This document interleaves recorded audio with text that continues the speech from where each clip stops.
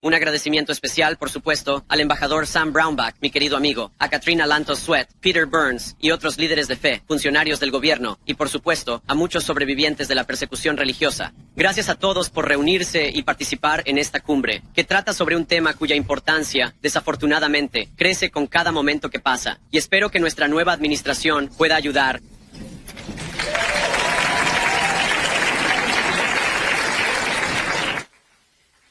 Ahora, por favor, tomen asiento. Siempre me siento raro cuando la gente está de pie para escucharme hablar. No va a ser tan bueno, damas y caballeros. ¿Pueden tomar asiento? La libertad religiosa, por supuesto, es la libertad de practicar la propia fe y actuar de acuerdo con la propia conciencia. Y, por supuesto, es la base de la sociedad civil en los Estados Unidos de América y en todo el mundo. Sabemos que en América la fe nutre nuestras comunidades, en casa y en el extranjero, fomenta el amor por los vecinos. Inspira generosidad y servicio. Nos llama a tratar a los demás con dignidad, a ayudar a los necesitados y a construir naciones fundamentadas en principios morales. En América, nuestros padres fundadores reconocieron correctamente esto, enumerando la libertad de religión como la primera, entre las libertades consagradas en nuestra gran Constitución. Antes de ser elegido presidente, John Adams, quien fue el primer vicepresidente, podría añadir, observó que los políticos, cito, pueden planear y especular sobre la libertad, pero es la religión y la moralidad las que pueden establecer los principios sobre los cuales la libertad puede mantenerse de manera segura.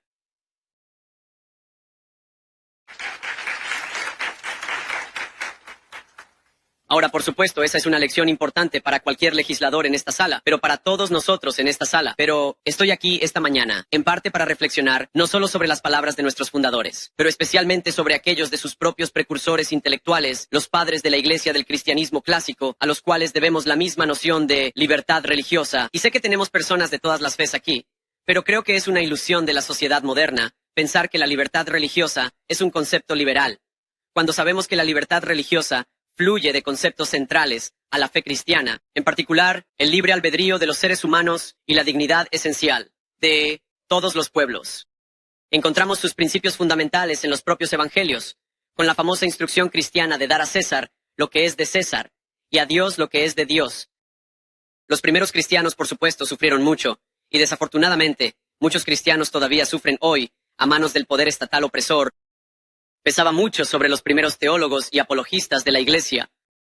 Reaccionando a la persecución de sus compañeros cristianos en el siglo III, el padre de la Iglesia primitiva, Tertuliano de Cartago, publicó una carta abierta al cónsul romano. En ella, abogó por la libertad de practicar la propia fe, de acuerdo con su conciencia, y cito, es justo y un privilegio inherente a la naturaleza humana que cada persona debería poder adorar de acuerdo con sus propias convicciones. La práctica religiosa de una persona no perjudica ni ayuda a otra. No es parte de la religión coaccionar la práctica religiosa, o es por elección, no por coerción, que deberíamos ser guiados hacia la religión. Fin de la cita. Ahora, quizás no sea sorprendente, fue el mismo padre de la Iglesia que se le atribuye haber señalado por primera vez la frase libertad religiosa. Décadas después, otro apologista cristiano aconsejaría al emperador Constantino, cito, la religión no puede ser impuesta por la fuerza. El asunto debe llevarse a cabo con palabras en lugar de golpes. Y por supuesto, esta línea de pensamiento va desde los primeros padres de la Iglesia hasta la era moderna, donde reconocemos que no podemos imponer nuestra fe a nadie. Los fundadores de América reconocieron que sus propios escritos estaban en diálogo con estos precursores filosóficos. En su correspondencia personal, el propio Adams hizo referencias tanto a Tertuliano como a otros padres de la Iglesia. Thomas Jefferson poseía una edición de los escritos recopilados de Tertuliano, la cual marcó y que hoy se encuentra en la Biblioteca del Congreso. De hecho, en una copia personal de sus propias notas sobre el estado de Virginia, Jefferson llegó a escribir a mano la cita de Tertuliano sobre la fe en los márgenes de un pasaje sobre la libertad religiosa. Este es el legado que ha guiado los principios políticos de América, desde su fundación hasta el día de hoy. Seguimos siendo el país mayoritariamente cristiano más grande del mundo, y el derecho a la libertad religiosa está protegido por el pueblo. Para todos, ya seas cristiano, judío, musulmán o no tengas fe en absoluto. Pero la libertad religiosa no es simplemente, como todos sabemos, sobre salvaguardias legales.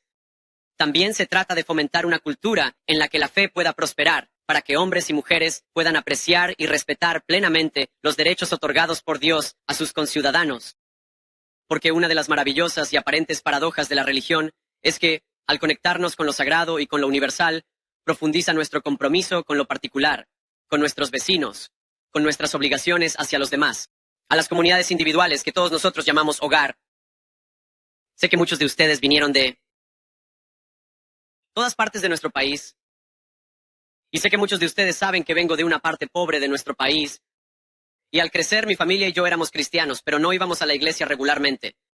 Mi abuela, que me crió, era una mujer profundamente fiel a su manera, pero era escéptica de la religión institucionalizada y rara vez asistía a los servicios dominicales. Pero en las ocasiones en que íbamos, ya fuera con ella o más tarde con mi padre, a su iglesia pentecostal en el suroeste de Ohio, y ciertamente ahora, como miembro de mi propia congregación, siempre me impresionó lo que veía, y te diré que mi abuela una vez me dijo eso. En el área del este de Kentucky, donde ella creció, incluso los episcopales eran manipuladores de serpientes. No sé si eso era cierto, pero esa era solo la pequeña interpretación de Mamau sobre su propia comunidad.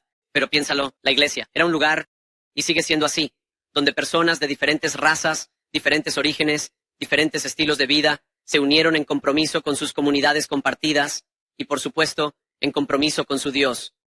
Era un lugar donde el CEO de una empresa y el trabajador de una empresa estaban en igualdad ante su adoración a Dios.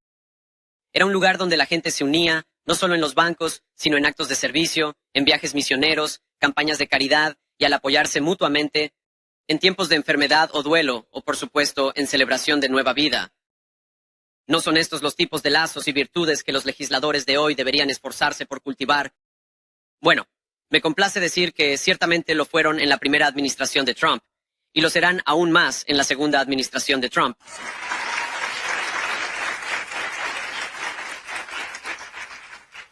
Ahora, en su primer mandato, el presidente Trump centró la causa de promover la libertad religiosa en su política exterior.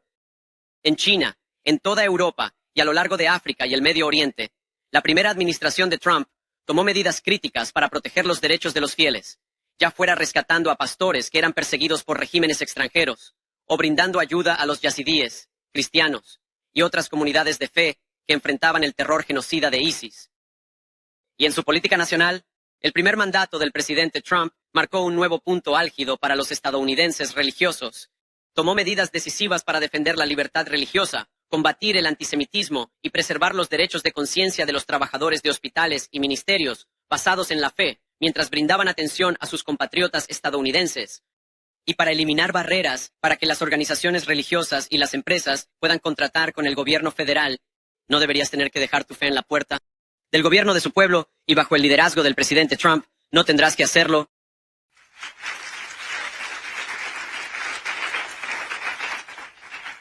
Ahora estamos solo en la tercera semana de su segundo mandato, pero creo que es seguro decir que hemos logrado tal vez más en las últimas 2 semanas que muchas administraciones en unos pocos años. Pero esta administración está decidida no solo a restaurar, pero al ampliar los logros de los primeros 4 años, y ciertamente de las últimas 2 semanas. Y en este corto periodo, el presidente ha emitido órdenes para poner fin a la utilización del gobierno federal como arma contra los estadounidenses religiosos, indultando a los manifestantes pro vida que fueron encarcelados injustamente bajo la última administración. Y, lo más importante, detener la censura federal utilizada para impedir que los estadounidenses hablen su conciencia y expresen su opinión, ya sea en sus comunidades o en línea.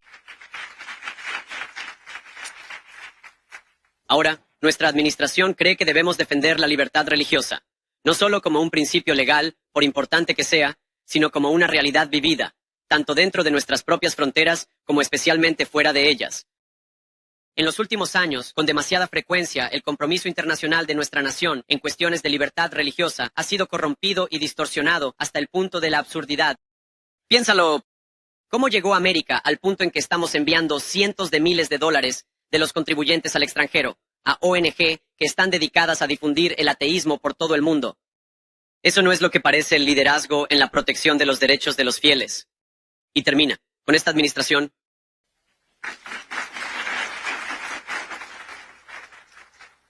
Y añadiría eso, parte de nuestras iniciativas para proteger la libertad religiosa significa reconocer en nuestra política exterior la diferencia entre los regímenes que respetan la libertad religiosa y aquellos que no lo hacen. Los Estados Unidos debemos ser capaces de hacer esa distinción. Debemos ser capaces de mirar las catástrofes, como la situación de los cristianos en Irak durante las últimas 3 décadas, y tener la claridad moral para actuar cuando algo ha salido mal.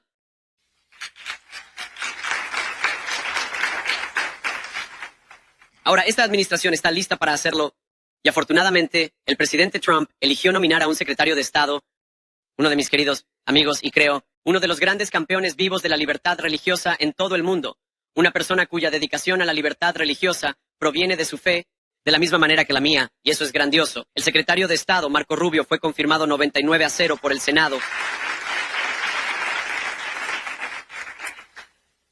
Pero tanto en casa como en el extranjero, tenemos mucho más por hacer para asegurar más plenamente la libertad religiosa para todas las personas de fe.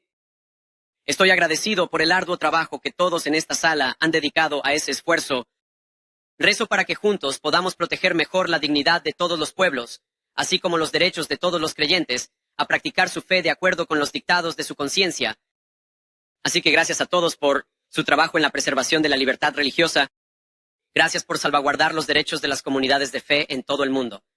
Y gracias, sobre todo, por creer, porque sabemos que la fuente de la libertad religiosa es el reconocimiento de que todos somos iguales ante los derechos y las leyes de Dios.